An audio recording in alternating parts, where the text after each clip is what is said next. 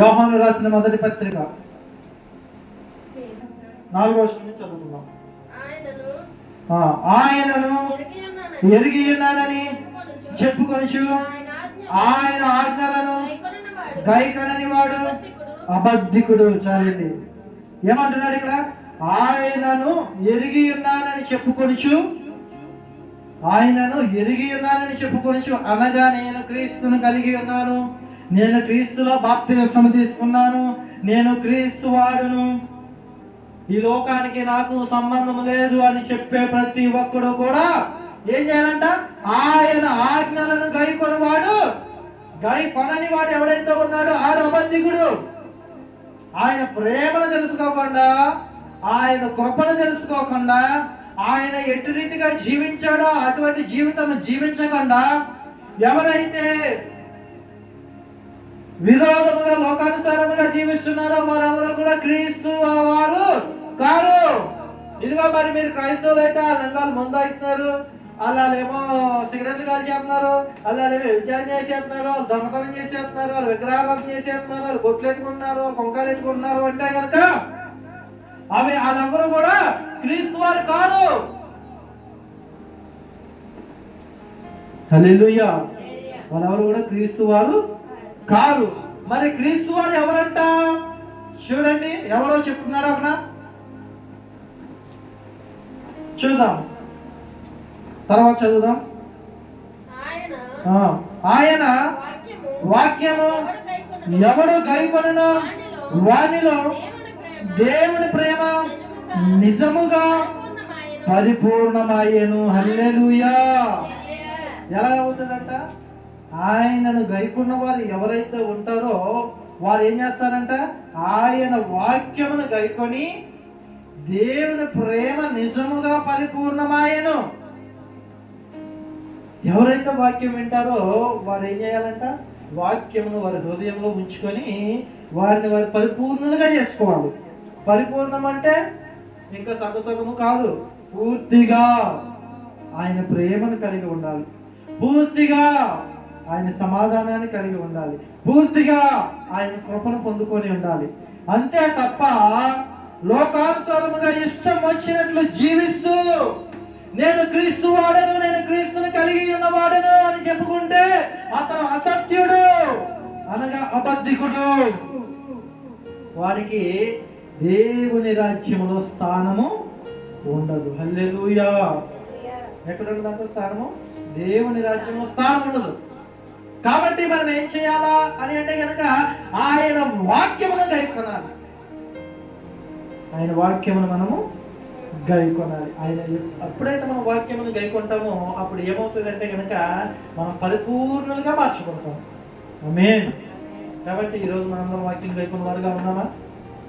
అందరం వాక్యమును శ్రద్ధ కలిగి విందామన్న వారు శక్తివంతమైన స్తోత్రం చెప్దామా? హల్లెలూయా, హల్లెలూయా. అయితే ఇక వచ్చేస్తాను ముందుకి. నేను ఎవరైతే శ్రద్ధ కలిగి వాక్యమును వింటారో వారికి దేవుడు నమ్మకమైన వాడు. హల్లెలూయా.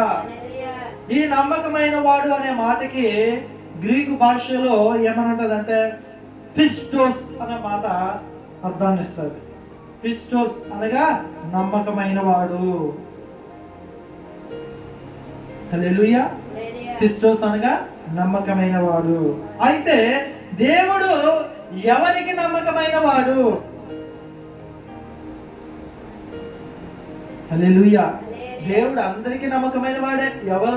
ఎవరైతే దేవుడు నమ్ముతారో వారందరికీ దేవుడు నమ్మకమైన వాడే. కానీ వాస్తవానికి దేవుడు నమ్మకమైన వాడే, కానీ మనము నమ్మకమైన వాళ్ళమేనా దేవునికి? ఈరోజు ఒక ప్రశ్న పరిశుద్ధాత్మ దేవుడు మన ముంగిట ఉంచుతున్నాడు. ఏమిటంటే కనుక దేవుడు మనకు నమ్మకమైన వాడే, మనం దేవుడిని నమ్ముతున్నాం కాబట్టి ఆయన మన ఎవరు జరిగించాల్సిన కార్యాలు జరిగిస్తున్నాడు. కానీ నీవు నమ్మకముగా ఉన్నావా అని అంటే కనుక చాలా వరకు బైబిల్ గ్రంథంలో ఆది కాండం నుంచి మొదలుకొని మనం చూసినట్లయితే చాలా మంది వారి విశ్వాసములు ఏవైతే ఉన్నాయో, వారి నమ్మికలు ఏవైతే ఉన్నాయో మనకంటే భక్తులైన వారే విశ్వాసం నుంచి బయలు వెళ్ళిపోయినటువంటి స్థితిని మనం చూడవచ్చు. హల్లెలూయా. కొన్ని మార్లు విశ్వాసం నుంచి తొలగిపోతూ ఉంటారు. అవునంటారు కదా అంటారు. దేవుడు మనకి నమ్మకమైన వాడే, కానీ దేవుడు మనకి నమ్మకమైన వాడు మనం దేవునికి నమ్మకమైన వాళ్ళము కాకుండా పోతున్నాం. కాబట్టి చాలా జాగ్రత్త కలిగి మనం ఉండాలి. అయితే ఈరోజు కొన్ని విషయాలు నేను మీకు తెలియజేస్తున్నాను. ఎవరికి దేవుడు నమ్మకమైన వాడిగా ఉంటాడు అంటే, దేవుడు ఎవరి ఎడల కార్యములు జరిపిస్తాడు, ఎవరికి దేవుడు నమ్మకమైన వాడిగా ఉంటాడు అది అంటే కనుక చూడండి, అదే మొదటి యోహాను పత్రిక మొదటి అధ్యాయములోనే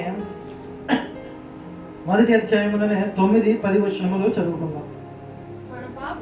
మన పాపములను మనం ఒప్పుకొనిన ఎడల ఆయన నమ్మదగిన వాడును నీతిమంతులను గనుక ఆయన మన పాపములను క్షమించి సమస్త దుర్నీతి నుండి మనలను పవిత్రులుగా చేయును. మనము పాపము చేయలేదని చెప్పుకొని ఎడల ఆయనను అబద్ధికునిగా చేయువారు మగుదుము, మరియు ఆయన వాక్యము మనలో ఉండదు. దేవునికి మహిమ కలుగును గాక. ఆమేన్. ఆయన అంటున్నాడు ఏమనంటే గనక, నేను ఎవరికి నమ్మకస్తుడిగా ఉంటాను అని ఆయన అంటున్నాడు. అంటే కనుక ఆయన స్వయంగా మనతో చెప్తున్నాడు, ఇదిగో నేను ఎవరికి నమ్మకస్తుడిగా ఉంటాను, నమ్మిన వాళ్ళందరికీ నమ్మకస్తుడిగా నేను ఉండను, అందరికీ నేను దేవుడిని అవను. మరి ఎవరికి దేవుడిని అవుతాను? సమస్త సృష్టికి నేను దేవుణ్ణి. కానీ ఎవరైతే తమ పాపములను ఒప్పుకొని ఉన్నారో వారికి మాత్రం ఆయన ఎలా ఉంటాడంట? నమ్మకముగా ఉంటాడంట. హల్లెలూయా.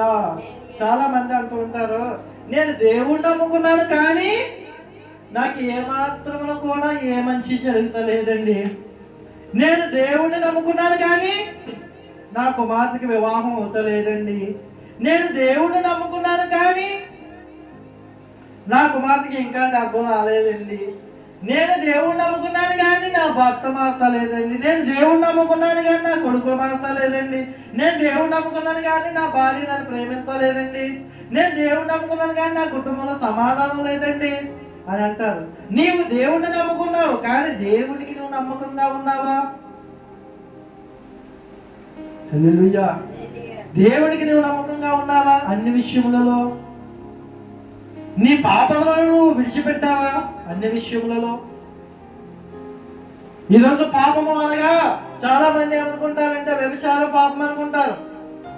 అనంటారు కదంటారా? వ్యభిచారం ఒకటే పాపం అనుకుంటారు, దొంగతనం పాపం అనుకుంటారు. కానీ అబద్ధమాడము కూడా దేవుని దృష్టికి పాపమే. అందుకే నీతి న్యాయమును కలిగి ఉండాలంటాడు దేవుడు. ఆయన అంటున్నాడు కదా అక్కడ, నమ్మదగిన వాడును నీతిమంతుడిగాను ఉంటాను అంటున్నాడు. హల్లెలూయా. అబద్ధమాడటం పాపమే. పొరుగు వారిని మనము మోహపు చూపుతో చూడడము పాపమే. చాలా మంది చూడండి, కుర్రోళ్ళు ఇప్పుడు అలాగా ఏ బస్ స్టాండ్కో లేకపోతే ఏ బస్ ఎక్కడానికో వెళ్ళారు అనుకోండి, లేదా బండి మీద వెళ్తాను అనుకోండి, ఎవరైనా అమ్మాయి వెళ్తున్నప్పుడు చూడడం తప్పలేదు, కానీ ఒకసారి చూడడం తప్పలేదు. కానీ మరలా రెండోసారి తిరిగి చూడడం అది తప్పు. ఎందుకంటే సహజంగా చూడడం అనేది కామన్, ఎవరైనా ఒకసారి చూడవచ్చు. కానీ అదే పదే పనిగా మళ్ళీ రెండోసారి తిరిగి చూసాడా, అది పాపము. అది కామశు, అది పాపం. కామకత్వము అని చెప్పేసి ఉంటుంది చూడండి, అది పాపము. కాబట్టి మనం ఎప్పుడు అలా చూడకూడదు, అబద్ధాలు ఆడకూడదు, దొంగతనములు చేయకూడదు, వ్యభిచరింపకూడదు, నరహత్య చేయకూడదు. నరహత్య అంటే మనిషిని చంపడం కాదు. గొడవాడేటప్పుడు అంటాడు, రే నా చేతులు కత్తుంటే వాడిని నేను చంపేస్తాను కూడా పాపమే. అందుకే చాలా జాగ్రత్తగా మనం మాత్రం కాపాడుకోవాలి. నిజంగా కత్తుంటే అన్ని చంపేసినేమో కదా, అప్పుడు నరహత్య కదా అది. ఎదటి వ్యక్తి మీద నీలో నువ్వు స్వార్థం పెంచుకోవడం కూడా పాపమే. అదే నరహత్య. ఎందుకంటే ఆయన నిత్యం చంపేస్తున్నాడు అనంటారు కదంటారు, ఇది పాపమే. కాబట్టి ఎప్పుడైతే మన పాపములను మనం ఒప్పుకొని వాటిని విడిచిపెడతామో వారికి దేవుడు ఎలా ఉంటాడంట? నమ్మకమైన వాడిగా ఉంటాడు. హల్లెలూయా. మన పాపమును విడిచిపెట్టడమే కాకుండా ఇంకేం చేయాలంట అని అంటే కనుక ఏమంటున్నాడు? ఆయన మన పాపములను క్షమించి సమస్త దుర్నీతి నుండి మనలను పవిత్రులుగా చేస్తున్నాడంట. అంటే పాపముతో ఉన్నవారు ఎలా ఉన్నారు అంటే కనుక అపవిత్రముగా ఉన్నారు. హల్లెలూయా. ఎలా ఉన్నారంటే అపవిత్రముగా ఉన్నారు. అందుకే దేవుడు మన పవిత్రులుగా చేస్తారంటున్నాడు. పాపములో ఉన్న వారందరూ ఎవరంటే అపవిత్రులు. అపవిత్రముగా ఉంటే దేవుడి రాజ్యమును స్వతంత్రించుకోలేరు. ఎందుకంటే దేవుడు పరిశుద్ధుడు, ఆయన పరిశుద్ధుడు కాబట్టి ఆయన నమ్ముకున్న పిల్లలందరూ కూడా పరిశుద్ధులై ఉండాలి. మేము అపరిశుద్ధంగా ఉంటే, ఇప్పుడు ఉదాహరణకే బురదలో దొల్లేసి మీ అబ్బాయి మీ ఇంటికి వచ్చాడు అనుకోండి, ఏం చేస్తారు మీరు? ఈ మీద 2 సరసరలు లాగించి వెంటనే పక్క బాత్రూంలో తీసుకెళ్ళి స్నానం చేయించి బట్టలు పక్కన ఇప్పించి అప్పుడు ఇంట్లోకి తీసుకెళ్తారు. అవునంటారు కదంటారా? ఆ బురదతో ఇంట్లో తీసుకుపోతారా? తీసుకెళ్ళరు. ఎందుకు తీసుకెళ్ళరు? ఎందుకంటే వాడికి బురద అంటింది. ఆ బురద ఇల్లంతా అయిపోతే ఇల్లంతా కూడా చిరాకు అయిపోద్ది. బురదతో ఉన్న నీ కుమారుడినే నీ ఇంట్లోకి రానిస్తలేదు. పాపముతో అపవిత్రతతో ఉన్నటువంటి నిన్ను దేవుడు తన రాజ్యంలోనికి రాణిస్తారంటారా? రానివ్వడు. ఎందుకంటే మనం అపవిత్రులుగా ఉన్నాం, పాపముతో ఉన్నాం. పాపముతో ఉన్న ఏ ఒక్కడు దేవుడి రాజ్యంలోనికి ప్రవేశించలేడు. కాబట్టి మన పాపములను మనం ఏం చేయాలంట? ఆయన దగ్గర ఒప్పుకోవాలి. ఎలా అంటే పశ్చాత్తాపడి మనము మన పాపములను ఒప్పుకోవాలి. పశ్చాత్తాపడకుండా, కన్నీరు విడవకుండా నీ పాపములను నీవు ఒప్పుకోగలవంటే ఒప్పుకోలేవు. పశ్చాత్తాపంతో నిన్ను నీవు తగ్గించుకొని నీ పాపములను నీవు ఒప్పుకోగలిగితే అప్పుడు దేవుడు ఏం చేస్తాడంట? నిన్ను నీతిమంతుడిగా చేస్తానంటున్నాడు. అంతేకాకుండా ఏం చేస్తున్నాడంట? మన పాపలను క్షమించి సమస్త దుర్నీతి నుండి మనలను పవిత్రులుగా చేస్తున్నాడు. అంతేకాకుండా మనము పాపము చేయలేదని చెప్పుకోను. చాలా మంది ఏం చేస్తుంటారంటే, అసలు నేను పాపమే చేయలేదండి, అసలు పాపం అంటే ఏంటి అని అంటూ ఉంటారు. అనంటారు కదండి చాలా మంది. నేను పాపం చేయలేదంటారు. అంటే అబద్ధం ఆడలేదా? దొంగతనం చేయలేదా? లేదంటే పొరుగు వారిని దూషించలేదా? అపహసించలేదా? ఒకవేళ అలాంటి నరుడు ఎవరైనా భూమి మీద ఉన్నారు అంటే ఆ పాపము లేనటువంటి నరుడు నజరేయుడైన యేసు ఒక్కడే. ఆయన మాత్రమే ఈ సర్వలోకమును కూడా ఏకరీతిగా ప్రేమించిన వాడు. అందుకే అపోస్తలుడైన పౌలు గారు ఏమంటారంటే, నేను క్రీస్తుని పోలి నడిచినట్లు మీరు నన్ను పోలి నడవండి అంటున్నాడు. అపోస్తలుడైన పౌలు గారు అలాగే తన పాపములన్నీ కూడా పశ్చాత్తాపంతో ఒప్పుకొని తన బ్రతుకును మార్చుకున్న తరువాత ఆయన ఏం చేశాడంటే క్రీస్తు స్వరూపంలోనికి మార్చబడ్డాడు. అప్పటి వరకు అపోస్తలుడైన పౌలు గారు ఎలా ఉండేవారు? క్రైస్తవులు ఎవరైతే ఉన్నారో వారికి వ్యతిరేక అపోస్తలుడైన పౌలు గారు. ధర్మశాస్త్రాన్ని అనుసరించే వ్యక్తి అతను. క్రీస్తుని ఎవరైనా అంగీకరించినా చంపేయడమే, లేదా భయంకరంగా కొట్టి చెరసాల్లో బంధించడమే అతని పని. చాలా క్రూరంగా ఉండేవాడు, కోపం కొట్టేవాడు, చాలా భయంగా ఉండేవాడు. ఇంకా అతను ఎవరితోనే మాట్లాడాడంటే కొట్టడమో లేదంటే తిట్టడమో చేసేవాడు. అంత భయంకరమైనటువంటి పౌలు, ఆ సౌలు ఏమయ్యాడంటే దేవుడు ఎప్పుడైతే దర్శించాడో అప్పుడు పౌలుగా మార్చబడ్డాడు. హల్లెలూయా. నిజంగా ఒక వాస్తవానికి చెప్పాలంటే ఇదే గ్రామంలో నన్ను అలాగే చూసేవారు నా చిన్నప్పుడైతే. ఈ ప్రాణగాడికి చాలా కోపం ఎక్కువగా, కర్రేటి మీదకి వచ్చేస్తున్నాడు, కుట్టేస్తున్నాడు, తిట్టేస్తున్నాడు అనేవారు. అలాంటి నా బ్రతుకును ఎవరు మార్చాడు అంటే యేసు మాత్రమే మార్చాడు. ఆయన ప్రేమను నాలో నింపాడు. ఇది నేను కాదు, నాలో ఉన్న క్రీస్తు. ఇప్పటికే మీరు సాక్ష్యం చూడొచ్చు. ఈ గ్రామంలో ఎవరినైనా చెప్తారు, చిన్నప్పుడు చాలా కోపంగా ఉండి ఓడరాడు, చాలా మంది మీద తరవాడి కొట్టేసాడు రా, కంప్లైంట్ కొట్టేసాడు రా అని చెప్పేసి అనేవారు. సౌలు వంటి జీవితం నా జీవితం. కానీ క్రీస్తుని నేను ఎప్పుడైతే తెలుసుకున్నానో, ఆయన ప్రేమ నాలో ఎప్పుడైతే వచ్చిందో ఆ తర్వాత ఆటోమేటిక్ గా ఏ వైద్యుడు బాగు చేయలేనటువంటి ఒక గొప్ప వైద్యం నాకు జరిగింది. ఆ వైద్యమే ఏమిటంటే క్రీస్తు ప్రేమ. ఆ ప్రేమ నాలో ఎప్పుడైతే నింపబడిందో అప్పటి నుంచి నేను ఆలోచించడం మొదలు పెట్టాను. అవును కదా, క్రీస్తు ఎంతో ప్రేమ కలిగి ప్రేమించాడు కదా, మనము ప్రేమిస్తేనే కదా ఆయన రాజ్యములో ఉండగలము అన్న ఉద్దేశములను కలిగి నేను నా బ్రతుకులను నేను మార్చుకున్నాను. ఏదో యేసుక్రీస్తు ప్రభు ఆకాశం నుంచి ప్రకాశవంతమైన కాంతితో నాకు కనిపిస్తే నేను మారలేదు. ఒక్క మాట ఆయన నన్ను మార్చింది. హల్లెలూయా. సౌలు వంటి బ్రతుకును పౌలుగా ఎలా అయితే మార్చాడో దేవుడు నన్ను కూడా అటు రీతిగా మార్చి ఈ రోజు మీ మధ్య నన్ను ఉంచాడు. హల్లెలూయా. కాబట్టి మనం అందరం కూడా పశ్చాత్తాపడాలి.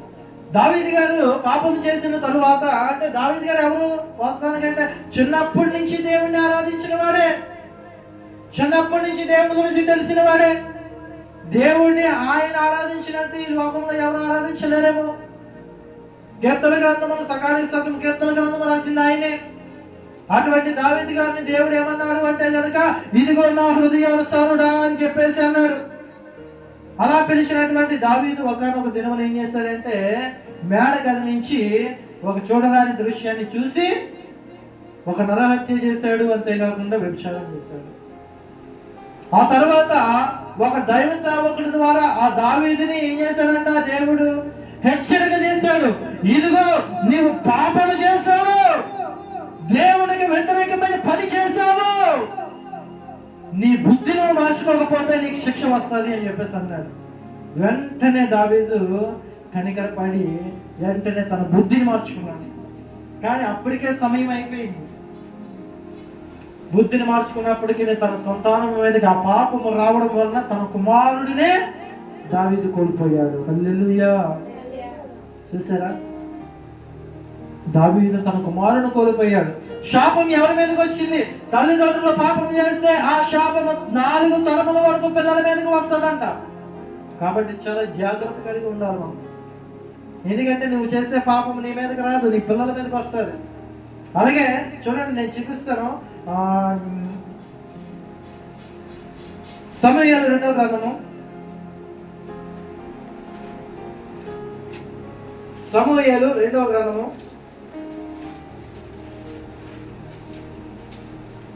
12వ అధ్యాయము. సమూయేలు 2వ గ్రంథము 12వ అధ్యాయము 13వ వచనం నుంచి మనం చూసినట్లయితే, అక్కడ దావీదు గారు చేసిన పాపం మనం ఒప్పుకోను, ఏదైతే తన పశ్చాత్తాపంతో ఒప్పుకుంటున్నాడు, పాపం చేశానయ్యా అని చెప్పేసి చూద్దాం. చూడండి, నేను పాపము చేసి తినని దావీదు నాతానుతో అనగా, నాతాను నీవు చావకుండానట్లు యెహోవా నీ పాపమును పరిహారం చేశాడు. ఏం చేశాడు? పశ్చాత్తాపడ్డాడు. అయ్యా నేను పాపం చేశాను, అయ్యా నన్ను క్షమించయ్యా, అయ్యా నేను ఇదిగో నీకు వ్యతిరేకమైన పని చేశాను, అయినా నన్ను క్షమించయ్యా అనగానే క్షమించాడు.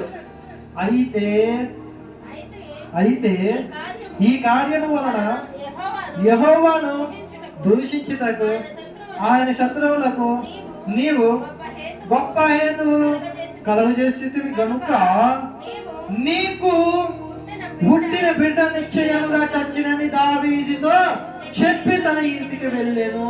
దైవ సేవకుడు తన ఇంటికి వెళ్ళిపోయాడు అంట. ఇదిగో నీవు పాపం చేసావు కాబట్టి ఆ దోషము నీ పిల్లల మీదకి వచ్చింది, ఆ మరణము నీ పిల్లల మీదకి వచ్చింది. కాబట్టి మనము బ్రతికేటప్పుడు ఎలా బ్రతకాలంటే చాలా జాగ్రత్తగా బ్రతకాలి. ఏదైనా మనం తప్పు చేస్తే అది ఇప్పుడు రాకపోవచ్చేమో, కానీ ఒక దినానికి ఖచ్చితంగా వస్తుంది. కాబట్టి మనం చాలా జాగ్రత్త కలిగి జీవించాలి. దేవుని యందు భయభక్తులు కలిగి జీవిస్తే ఆయన మనకి నమ్మకస్తుడిగా ఉంటాడు. ఎవరైతే పాపములు ఒప్పుకొని పశ్చాత్తాపడతారో వారికి దేవుడు ఎలా ఉన్నాడంట అంటే కనుక నమ్మకమైన వాడిగా ఉన్నాడు. హల్లెలూయా. ఇది మొదటి మాట.